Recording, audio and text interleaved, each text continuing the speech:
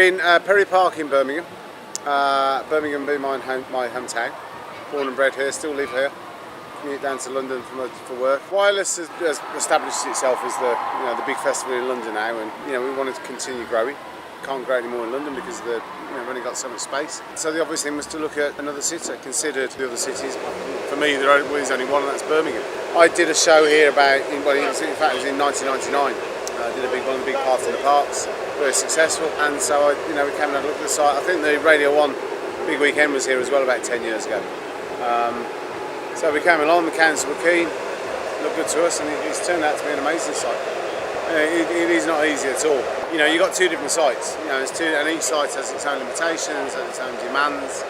Of course, the artists don't necessarily see it like that, and what you can deliver on one site easily is not necessarily easy on the other site. But I always say we've got the best team in the world, and we just do our best to deliver the best we can, and it's the same with the audience. Every single thing that we do for a house is all based on making a better audience experience for the audience. We've improved toilets, we've improved security, we've improved the food and beverage offering, and the great thing is it's working for us. The feedback we're getting already from download. We had more positive feedback on download this year than all the other downloads put together. Calling Festival last weekend on Clapham Common was exactly the same. It was amazing. It's going to take a couple of years for the audience to kind of work out what wireless is. It was saying, to be honest, it took us a few years to work out what wireless is. Wireless in the early years was very much guitar bands. Didn't quite work. Then we tried dance, on the Saturday night. It worked if we could get the right headliners, and then introducing the more urban pop. When we started having Rihanna and Jay-Z and Justin Timberlake, it exploded. We literally put together a 3-year plan. That says this is what we think we'll do year 1, year 2, year 3, and I have to present it to the powers that be and say this is what the investment is. You have to invest. You can't come into something this big and say, all right, well we might break even. You've got to say, okay, this is how much it's going to cost us, but this is what the long-term plan is. And if I can put that case forward, then sometimes I say yes, sometimes I say no. I've worked on Wireless Festival for probably 5 or 6 years. For 5 of those years, I was running the artist liaison team, so looking after all of the artists that come in, make sure they get everything that they're asking for on their riders or their silly requests. And then last year, covering Hannah's maternity leave as festival manager. So we've been working on this festival since October last year, and obviously John was kind of key in finding the venue and then handed it over to myself and Paul Cook. So we've done the majority of the planning. Ross Sweet has come in, so Cookie can remain down in London. But yeah, it's a new park. Obviously, it's got a lot of intricacies. We're look into the future to see whether we can come back to this venue, and we're just taking notes as we go along and seeing if this is somewhere that we want to come back to. Yeah, we've got Stageco who are providing the stage, which is also the same in London. But yeah, obviously, as always, they're great. Really, really great contractor. Good guys to work with. The Stage 2 and Stage 3 are provided by Sirius Structures.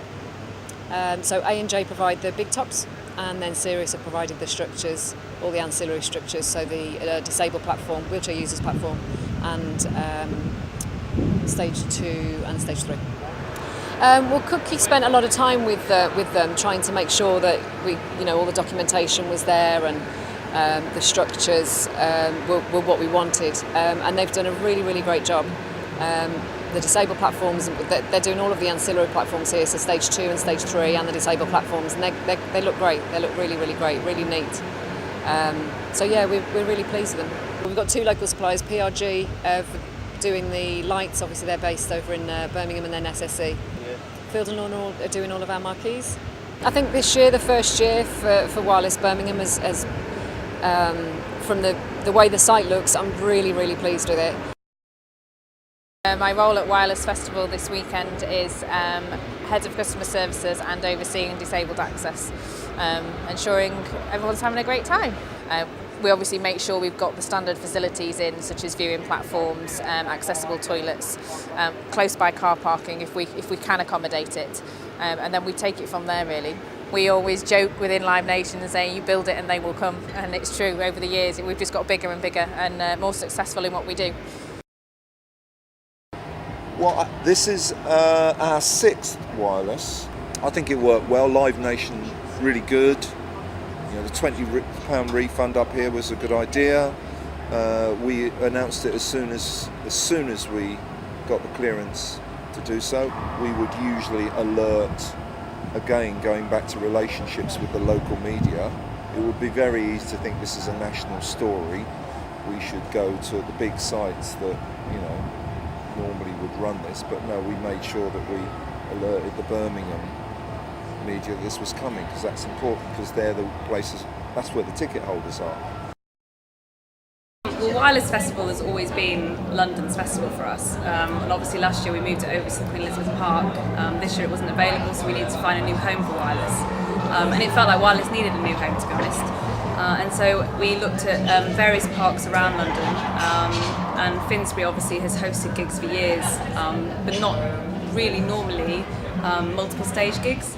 And so it was a bit more of a challenge for us to bring a festival that needed a lot of movement around the site between stages into Finsbury. It's a really, really busy residential space, so you're always going to have people that don't want these type of events literally on their back garden. There's been quite a lot of consultation around that anyway, and a lot of residents have been involved in that consultation. So I think people understand that the events are happening. It's good for the local businesses, it's good for the local residents that want to come. But we're interested definitely in talking about coming back. We want to make sure that we have a really nice mix of food across the sites, and we're really pushing Caterfest, the company that we're working with, to make sure that the foods are a really good mixture of the big festival foods, which we still need, the big units that could churn out big food quickly, to the street foods that can't do the volume in the same way, but they're specialists in what people want to eat, and if they want to sometimes queue for that, then that's up to the customer, but they can't do it on the same speed. And then the really big commercial units that do churn out food quicker. But it's, for us, we've had some great comments on on all of the sites this year, from download through to now, on how big the range is, of what people can buy. I'm on this personal crusade to get people out of standing there with a soggy cold chip, eating it in the rain, and actually enjoying the experience when they're on the sites. I like sites where you get to explore. You don't walk through the door and you've seen everything instantly. And certainly for a wireless crowd where they're incredibly musically savvy, they do know what's on stage 2 and 3 and write down the bill on that. They've come to see them. So there's a lot of movement around site, and this site's really well set up for that. There are, because of the trees, which sometimes as a festival manager frustrates us, because I want to put things in certain places, I'd much rather have them, and it gives this site a really nice look and feel. Trying to build a long-term home for Wireless, trying to get a venue that we feel works for the show. The Olympic Park we knew was a one-year home, because it only existed physically. That space only existed last year. We've done a lot of work with the council to try and the relevant police authorities to try and explain the brand, explain the show and the audience, and design the site. Be only really minor tweaks to the site, I think, that we would look to put in. Generally, we've been very pleased with the audience in feedback so far and how it's operated. The Caterfest concept came into fruition mainly after Christmas of this year, after being in talks with Live Nation and deciding their requirements and how we could address what they wanted for their customer. The people we focus on mainly for the street food catering tend to be more local people to the areas where we're working, a more boutique style catering involving locally sourced products. The brief was kind of to design a stage that reflected that was going to be a wireless stage, and my first starting point was looking at the wireless identity and the wireless brand, and it stemmed from that. I think it's really good to have a starting point, an inspiration that ties the theme and the festival and the music together, and it's a visual kind of representation of what everyone else is who's coming to the festival. I'm really pleased. It looks bold, and it looks like it gives a real definite identity. It looks like we've thought about it, and it looks. I think it's had it's given a different layer of texture and interest to the stage.